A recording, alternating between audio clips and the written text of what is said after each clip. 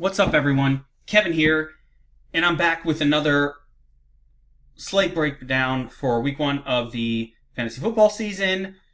This one's really cool because I've decided that I'm going to combine the Monday night breakdown with a video showing you how I set up the Domination Station Optimizer specifically for this slate, but in general to attack a mass multi-entry contest. And the reason I'm doing this is because one of the things I always talk about with everyone is how I like to approach different contests different ways. For the main slate, I like to handcraft my lineups. You know, there's a lot of games going on. It's really hard to be perfect. We saw yesterday in week one, it took a 300 plus score to win the tournament on DraftKings and FanDuel. It was like well over 200, one of the highest scoring weeks ever, actually. A lot of that is because of the outsized value that was just available on the main slate. We don't have as much of that on this slate, and we don't have as much of that coming next week, so expect things to go a little bit back to normal. But tonight's slate, we have the Jets playing the Lions. They're at the Lions, and the total on the game is 44.5 points. And we have the Rams at the Raiders. Raiders are at home, but they're heavy underdogs. Rams are favored by 5.5 with a higher total of 47.5 points on the slate. So just a little quick thoughts on these two games. The chalk defense tonight is going to be the Lions. They're at home and they're heavily favored. And they're playing a Jets team that doesn't seem to have a ton of offensive weapons and is rolling out a rookie quarterback in his first start. I mean, it's almost a lock for an interception or two in a game like this. So it makes sense that the Lions will be the chalk defense on the slate, and also pretty much one of the more popular offenses, or it should be, because again, the Jets defensively are not spectacular, not terrible, but not spectacular. And week one is always crazy. But it's a road game, so you would expect that the Lions will come out hot at home. So a lot of the Detroit offense is going to be really popular this week. On the flip side, we have the Raiders taking on the Rams. Raiders are at home, so that's a plus for them. The minus is the Rams defense looks ridiculous. They are far and away one of the best defenses, if not the best defense in the league. They're already really good. Last season, they added Aqib Talib. Aaron Donald is signed. I think they may have signed Ndamukong Suh or some other stud, but their defense is stacked top to bottom. Very good. And with Aqib Talib on the team now, it doesn't bode well for Amari Cooper, but I'll get into that in a second. So let's go through the position groups real quick, because I want to show you how I set up the Domination Station to make 150 lineups. I mean, that's the goal here. So I'm going to start. I always start off with looking at the quarterback position, right? And try to figure out who I like, who I love, and who I don't like. So I definitely don't like Derek Carr tonight. I just think it's tough. It's asking a lot to play well against this Rams defense. There might be some garbage time points, but Derek Carr for me is my primary fade. Secondarily, I'm not in love with Sam Darnold on the road. I mean, he could be fine, though. So the Lions defense, I don't think is, even if they turn the ball over or they get some turnovers or whatnot, I don't think that means that the Jets or Darnold won't also move the football. So I think he's got a chance. I want to leave him in my player pool. I've got Jared Goff in there, and I've got Matthew Stafford.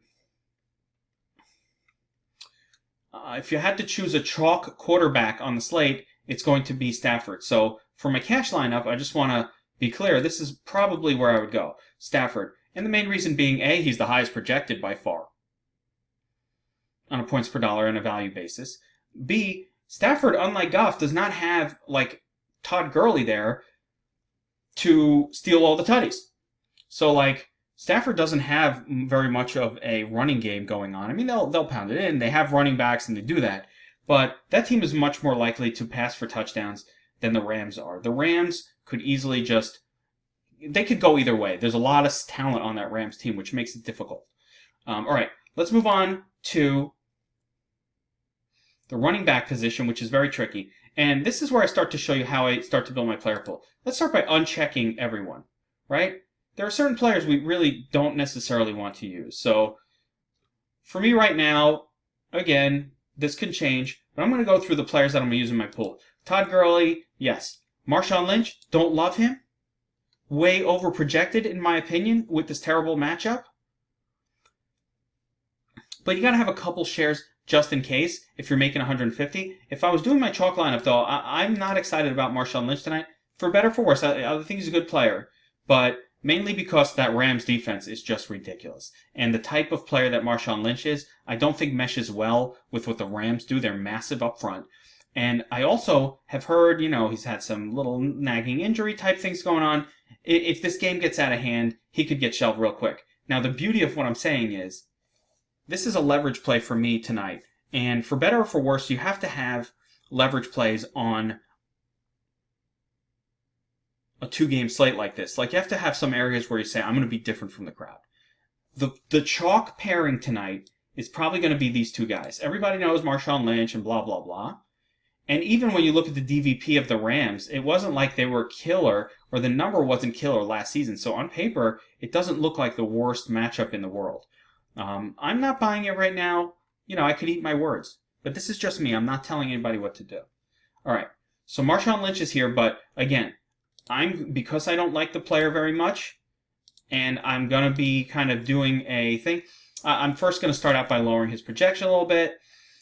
We use our like, love, hate buttons to lower or reduce each one. If you notice, -5, -10, -15, +5, +10, +15. That's how that works. Now, we're just getting started, but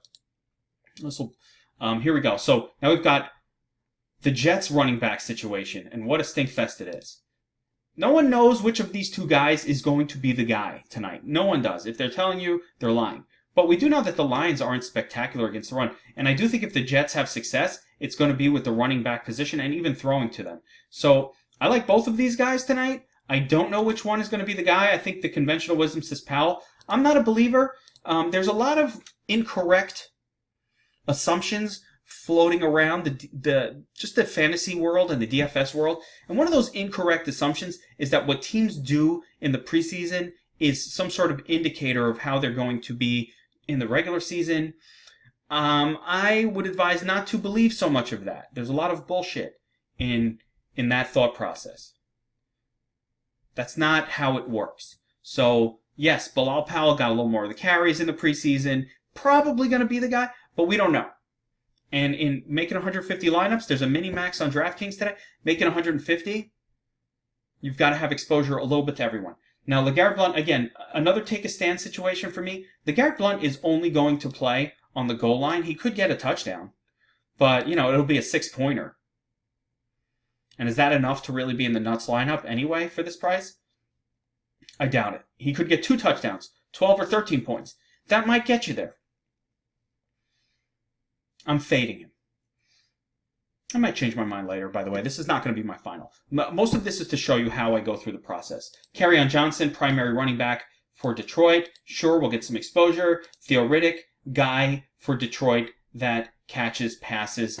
These type of players sometimes do well on these short slates. If he catches one for a touchdown, he'll probably be in the perfect lineup, so we can't ignore him.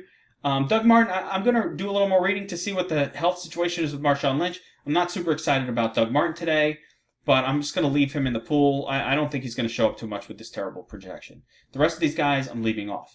All right, onward to the wide receiver position. Remember, we haven't even gotten into the stacks yet. This is just getting the Domination Station set up. All right, wide receiver position. We've got Amari Cooper. Very tough matchup for Cooper. Going to go against Aqib Talib. Don't like it. Normally, I love Cooper, but between the difficulty... let me go back to running back just for a minute to be clear. Todd Gurley's a virtual lock to be in 100% of lineups. I might slap a love on him, but I might even go so far as to hit the lock button. Now, he's very expensive, so if he doesn't have a big day... Actually, I'm not going to hit the lock button for that reason. If he doesn't have a big day, then there is a possibility that some other lineup will hit that will be better. But, I mean, I'll have 90, 85, 90%, maybe more to Gurley. I mean, he's the only premier running back on the slate. Everybody else comes with question marks. There's a lot of question marks on tonight's slate, which makes it fun and interesting. All right, Amari Cooper, again, biggest name on the slate, But worst matchup against Aqib Talib. That is not a good situation. He could say, I want some shares, but I'm going to try to be a little bit below the field on how much Amari Cooper exposure I get. Golden Tate. Golden Tate has the best matchup here. So Tate and Marvin Jones Jr. very similar players. Either one of these can have a big day. Technically, Tate has the best matchup. He's going up against the Jets slot guy, which is Buster Skrine, who was one of the worst cover guys in the league last year. So things on paper seem to tend to favor Tate maybe slightly. Marvin Jones Jr. is a beast, though. He gets a lot of tutties. End zone machine, touchdown machine. But Jets have pretty good safeties. That's where their strength is, and their outside corners are not terrible. Tate has the best matchup on that team. I got to jump back and forth because we're going down this list. Actually, I'm going to start checking them off as we go through them. Got Robert Woods, way overpriced wide receiver for the Rams. Some of these Rams wide receivers have a chance to go off. Again, we don't know who it's going to be. It's super difficult to narrow down between this trio. So we got to leave Woods in the pool. We got to leave Cook. We got to leave Kupp in the pool. All three stay in the pool. Robbie Anderson, of course, in the pool was great last season. He's going to be he's probably going to be covered by Darius Slay, which is I would say an elite corner for the Lions, which means, again, not a great matchup. Still got to have the guy because he could break one. Short Slate got to have exposure, but I'm going a little lower than usual. All right, some other potential players. All right, so Terrell Pryor is going to be playing for the Jets. I don't know how many snaps he's going to get. We've never seen him catch a pass, but he's going to be out there, as is Quincy Enunwa. We don't know how they're going to distribute the targets, but assuming that Anderson is blanketed by Darius Slay, one of these other two guys is going to catch some passes. Now, I tend to think it's going to be Enunwa as the primary targeted guy.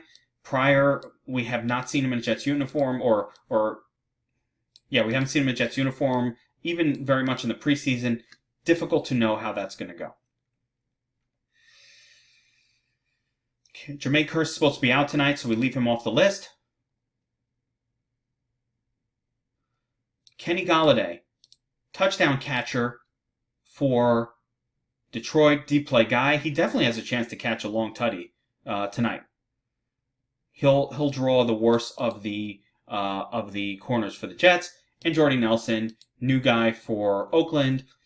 Again, if I'm assuming that Talib is on Cooper, I think Nelson is actually maybe the better play. And they're going to have to throw, and he's cheaper, so I'm definitely interested in having some Jordy Nelson. Again, it's week 1, and we don't know how the teams are going to use their players. It's very important to remember that. Week 1, you don't know. So in a massive tournament, again, the tournament tonight on DraftKings is hundreds of thousands of people. Or 120,000 or some number that's crazy. So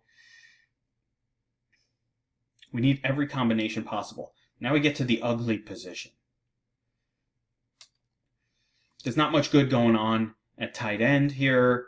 Just a bunch of names that no one knows, and I don't know who's good. And Eric Tomlinson, who the hell is that? And Everett and Higbee, who never get thrown to, and Luke Wilson and Jared Cook. So of these names, Jared Cook is, the salary's about right. You have Jared Cook, most, well-known guy, and actually maybe a good way to attack the Rams is at the tight end position. You got Luke Wilson, new guy for Detroit. They don't have Ebron anymore, so maybe they'll throw to him a little bit. Jets have never been traditionally great against tight ends, so I don't mind getting some exposure there. Then you got Higbee, who seems to be the pass-catching tight end for the Rams. And I guess the Jets have a tight end too. Haven't seen this guy. I think he's a rookie or a second-year player, but, we've never seen him do really anything. All right. Finally, defense. We're going through positions one by one. Defense. So I'm going to uncheck the Raiders right off the bat. Now, this is interesting. If you look at the projections, the Lions, far and away the highest projection. They will be the chalk on this slate. We can leverage that a little bit in tournaments by understanding that. We're gonna raise up the Rams a little bit. I want a little exposure to all three of these defenses just in case like the Jets do something, but maybe 5 to 10%. But I'm gonna have a healthy dose of the Rams. I know they're on the road, but I just think that defense is that good. And I don't think the Lions defense is special. I think the Rams have the best defense on the slate, but yet it's the Lions who are getting the best projection. So for the purpose of the tournament, we got to have exposure to all three. I'm not going to take the Raiders. You know, you got to make decisions. Even in 150 entries, you've got to make decisions. All right, so now we've started to narrow down our player pool. We got to set up some stacking options. I'm going to start with the quarterbacks, okay? Jared Goff. Now, who is Jared Goff going to be successful with? He's going to be successful with Woods. He's going to be successful with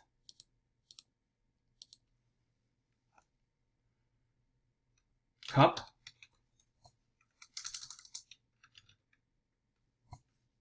And he's going to be successful with Cooks. Those are his pass catchers. Now, we're loading up on Gurley anyway, so I'm not messing with Gurley in this mix. Gurley is a pass catching running back, though. It doesn't necessarily have a negative effect on him. Now, next quarterback, Stafford. No less than one of. All right, who are his pass catchers? We got Golden Tate. Sometimes on a 2-game slate, you can do no less than 2 of. I like doing that when there's a tight end involved. Kenny Galladay, no less than 1 of, right? We're going to set up rules for all of our quarterbacks. Let me just run off 20 real quick, make sure that our settings aren't getting screwy. Okay, there we go, starting to run them off. All right, so let's keep going. Part of what I like to do is every time as you're setting these, you know, just run off 20 lineups. Let's see if these are working. Okay, there you go. See, 100% tight end Titans. We're gonna deal with that soon. I know this is all right. So we've got now we're gonna go Sam Darnold. Now, who are his patch catchers? We've got Robbie. We've got Inunwa. We've got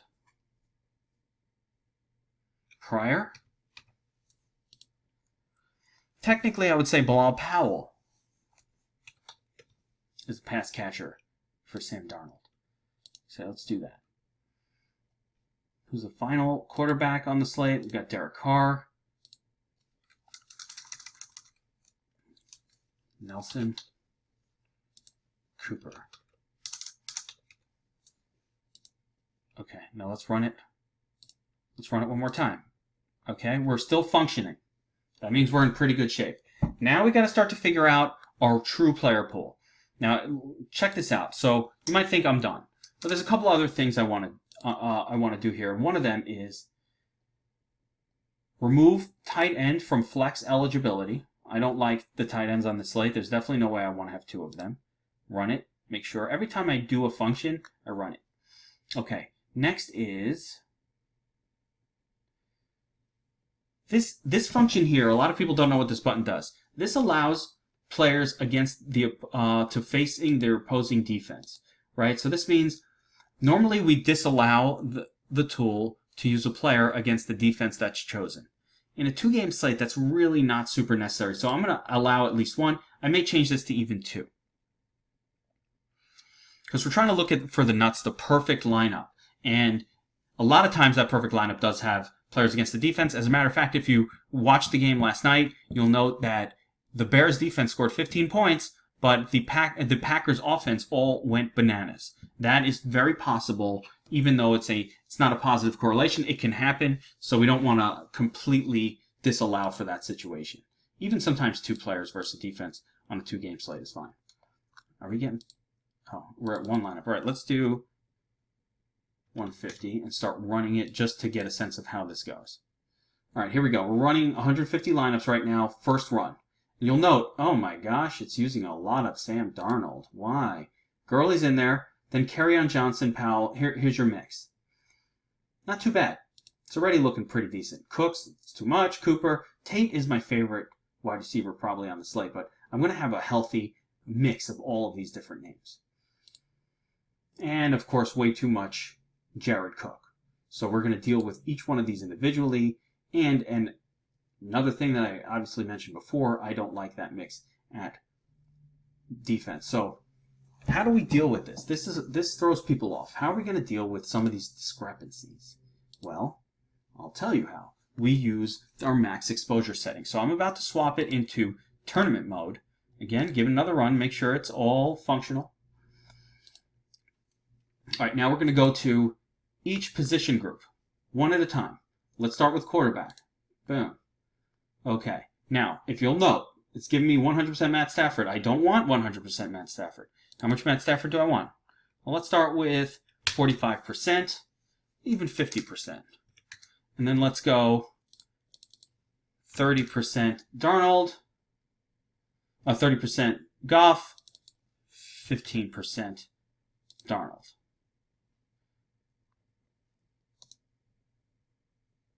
Nice. And it's running. There we go. Now look at what's happening here.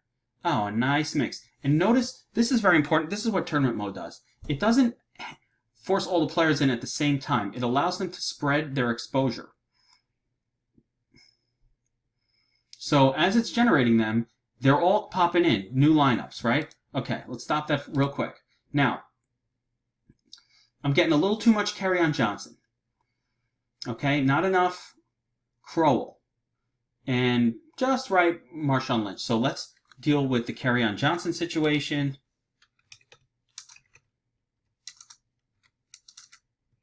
Oh, we got to go to the running back position. There we go.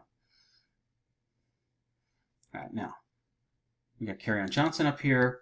You're getting 86%. I do like Johnson quite a bit, but I don't know about 80%. So let's go. First of all, let's lower his projection a little bit. I'm going to give him a little dislike. And then let's go 45%. Or 50. He's probably, 40%. Let's see what happens next. Let's run this again. All right, now, who's popping? Powell. Riddick. Crowell, still not really popping as the way I want. So let's try this again. Let's look at the numbers. Got Powell at 63, Riddick at 45. That's a lot of Riddick. Not enough Crowell. Let's go to Crow. Slapping a door on him.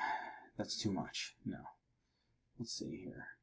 Another easy way rather than changing this. You don't always have to change. You can get it exact. So why are these things happening? He's cheaper. Crowell at 10. We should get him to 11, and let's see what happens there. So I'll change that projection a little bit. Let's try it again.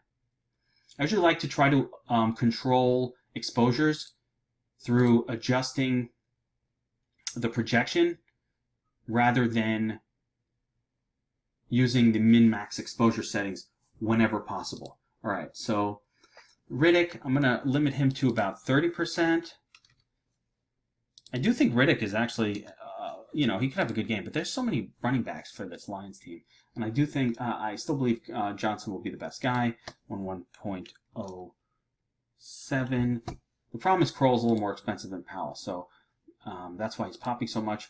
Let's go through this list real quick, too. It's going to be tough for me to get all of these in a normal-sized video, but I go through them one by one. So here we go. Cook at the tight end position. That's way too much Cook. We don't want that much. Let's go 55% or even 50. Cook can get a 0. And he's the most expensive guy. So let's see what starts to happen. Yeah, it starts to spread it out between these other guys. And that's what we want to see. I'll do a little more research later today to see which one of those guys is actually any good.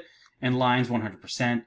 Defense, I don't like that. So let's run over to the defense side and look at the choices. Again, I'm unchecking the Raiders. I love the Rams, but even throwing in a door on them isn't enough. So here's what we're going to do. I'm going to change this to 11. I'm going to put on a limit, and I'm going to go 50%. I might change my mind later when I finalize my lineups and whatnot. But the idea of this video was first to give you an idea of who I like this week, and secondly, to show you how to use the Domination Station to create 150 lineups to take down the contest to win all the monies. So here we go. We're doing 150 lineups, splitting them evenly. Right now, I might want to put some Jets in there just in case. I don't really, like I said, see using the Raiders. Could be wrong. Been wrong a lot. On these slates, there is something to be said for going super contrarian. Last night, I thought the Packers off defense would dominate the game defensively. They didn't. That didn't happen. So, you never know. All right, Brandon Cooks. 87%, that's a little too high. So we're getting like too much of these guys. Considering Goff isn't 100% owned here, we should be getting, what I want to see is a lot more of the Detroit wide receivers and not so much of the Rams wide receivers. Not because the Rams wide receivers are bad, but because there's a reasonably good chance that Gurley dominates this game, and they don't need to do that much with their wide receiving core. So Brandon Cook's new to the team. You never know what happens there. Let's just, I'm just going to run through this real quick. I'm not going to fully complete this this right now because it's maybe not as exciting to watch this happening, but Brandon Cook's all right. It's all 7 to 40% for now. Let's go to the other guys. Cooper Kupp. I'm going to do him for also 40%. I just kind of want to get a feel for how much of these names are actually viable. Tate, I like. Leave him at 50%. Remember, individually setting the exposure totals when we're running this tool. Now, here's what happens. When you make a couple of adjustments, other people start to pop, and other ones don't. You got to go through it. Maybe that's more Marvin Jones Jr. that I want. Maybe that's more Golden Tate.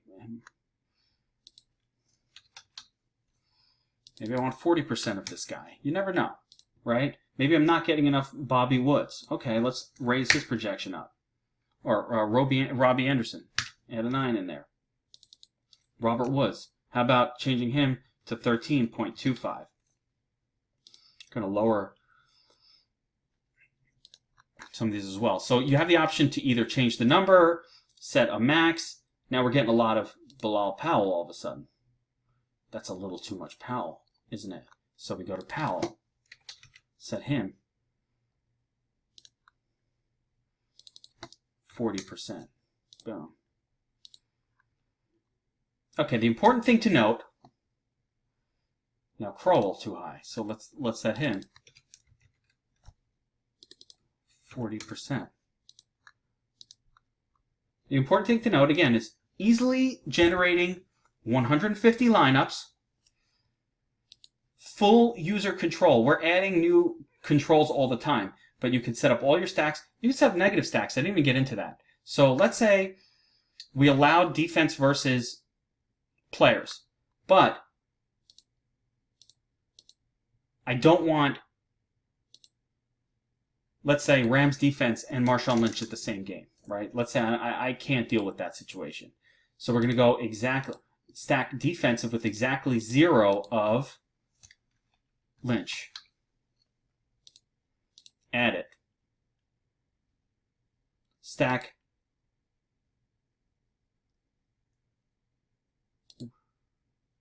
Raiders, well, we're not using them, but we could do Raiders with exactly 0 of Todd Gurley.